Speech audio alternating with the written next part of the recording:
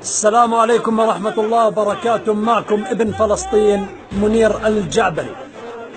كثير بالوطن العربي وبدول الغرب بالذات بتساءلوا لماذا الكيان الصهيوني يرتعش خوفا من الجزائر، لأنها بلد 1,500,000 شهيد، لأنها مع فلسطين ظالمة أو مظلومة، لأنها بلد الرجال،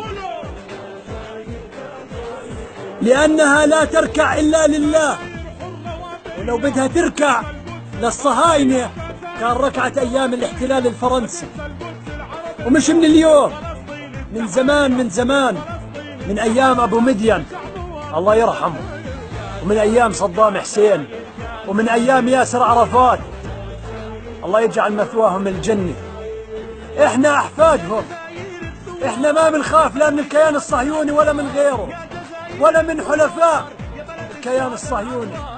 الجزائر ما فيها سفارة إسرائيلية، الجزائر بترفض أي معاملات مع الكيان الصهيوني لأنهم رجال. الجيش الجزائري جيش الكرامة والعزة والنخوة. إحنا بنفتخر، وفي كل مدينة في فلسطين بنرفع علم الجزائر وبنرفع راسنا فوق فوق قدام الاحتلال إنه في إلنا إخوان في الجزائر، وبنفتخر نرفع علم الجزائر بأرض الأقصى.